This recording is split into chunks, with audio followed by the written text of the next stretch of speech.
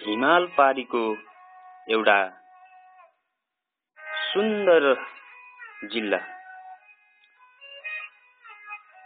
त्यस जिल्लामा पनि रहेको एकदमै रमणीय गाउँ हजुर नेपालको सुदूरपूर्वमा रहेको ताप्लेजुङ जिल्लाको साँगु गाउँ। एकछिन हामी सबै हेरौं साँगु गाउँलाई।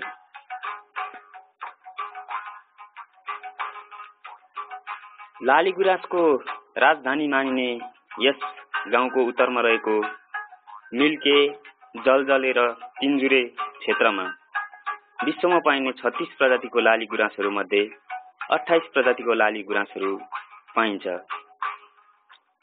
पूर्वमा सिक्किमको सिमानासँग जोडिएको, दक्षिणमा पाँच र तेह्रथुमको सिमानासँग जोडिएको छ भने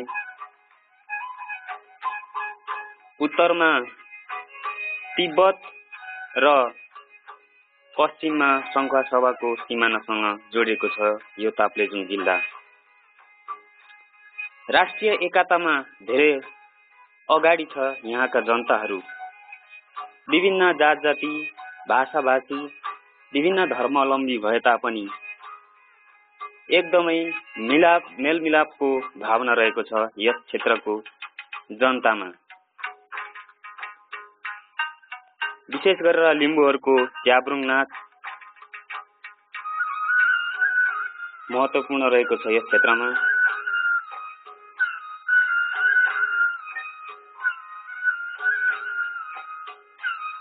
उत्तरमा रहेको यस मिल्के क्षेत्रमा, जलजले क्षेत्रमा विशेष गरी चौरीहरूको चरण रहेको छ, भेडीगोठहरूको चरण रहेको छ। चौरी खर्कको रूपमा प्रयोग गर्दै आइरहेको छ यस क्षेत्रलाई। कुहिरोले लुकामारी खेलेको यस गाउँ एकदमै सुन्दर गाउँ, प्रकृतिको धनी गाउँ। आफ्नो मेहनत र परिश्रममा विश्वास गर्ने परिश्रमी हातहरू र यहाँका अनुहारहरू आफ्नै किसिमको संस्कृति र पहिचान बोकेको धनी गाउँ, संस्कृति र पहिचानको धनी गाउँ साँगु गाउँ।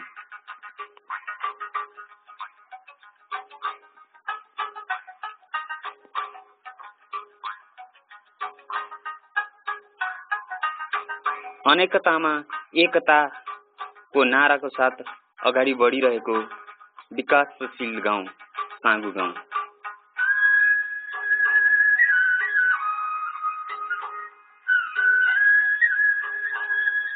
ढुङ्गे साँगु, फाकुम्बा र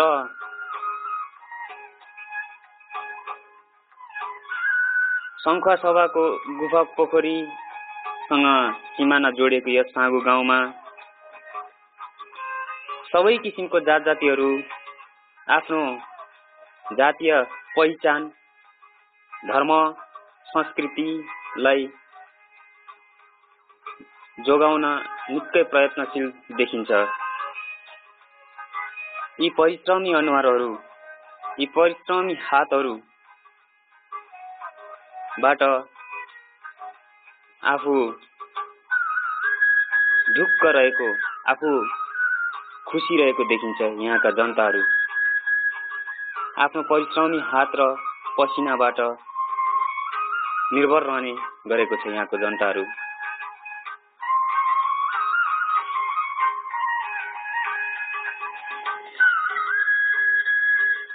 यस मिल्के जलजले क्षेत्रको एउटा भेडीगोठको दृश्य हो।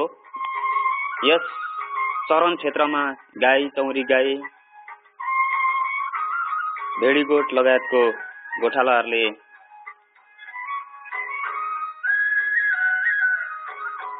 चौरी, गाई, याक, भेडाहरूको गोठ राखेर बस्ने गरेको छ।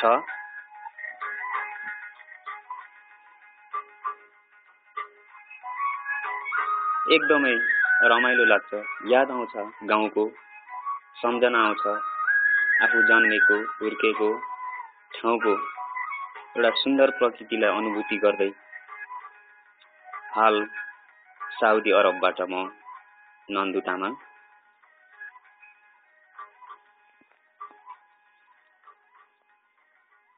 मङ्सिरमा झुलेको यी लह लह झुलेको यी सुन जस्तै धानका बालाहरू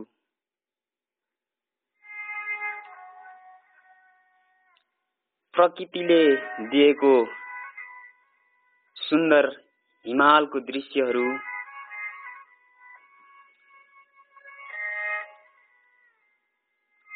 वैज्ञानिकले आविष्कार गरेको नयाँ नयाँ उपकरणहरूसँगै रम्दै अगाडि बढिरहेको छ मेरो साँगु गाउँ। अतिथि सत्कारमा एकदमै खुसी रहने यहाँका जनताहरू, विशेष गरेर तोङबा, सुकुटी, बङ्गुरको मासु, याङबेन, छ्याङ यहाँको विशेषता रहेको छ अतिथि सत्कारको लागि। बसन्तपुरदेखि साँगुसम्म सवारी साधनको सञ्चालन नआएकोले हालसम्म यहाँनेर ढुवानीको रूपमा खाद्यान्न, लत्ता कपडा, चामल, नुन, तेल, चौरीमा भर पर्नुपर्ने हुन्छ। चौरीद्वारा यस क्षेत्रमा ढुवानी गरिन्छ। संस्कृतिको धनी यस साँगु गाउँमा विभिन्न उत्सवहरू भइरहेको हुन्छ। यस उत्सवहरूमा यो एउटा शिवरात्रिको दृश्य हो।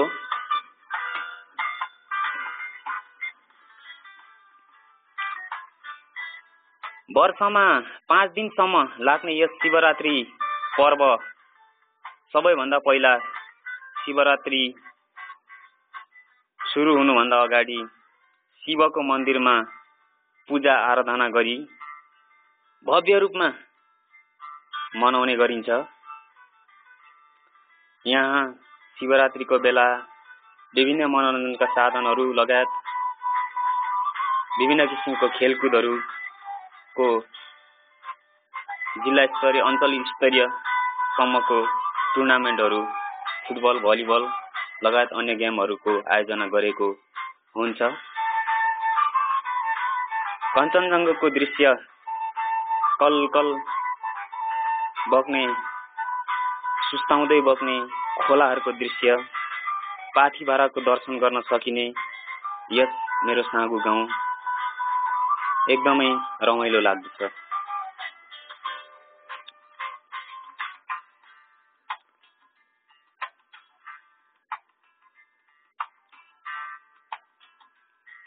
मङमाया खोलाको सुस्ताउँदै बग्ने पानी अनि नेरुवा खोलाको छङछङ बग्ने झरना र बीचमा रहेको मेरो साँगु गाउँ र यहाँको जनताहरू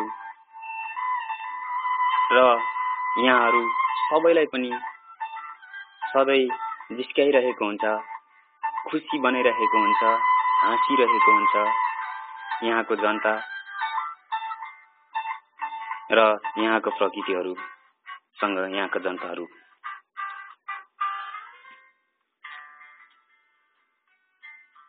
यो साँगु गाउँको उच्च माध्यमिक विद्यालय हो।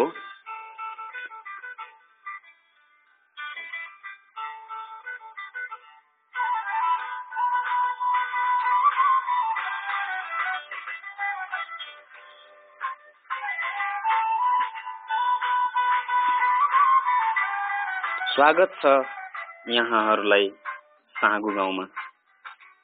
साँगु गाउँको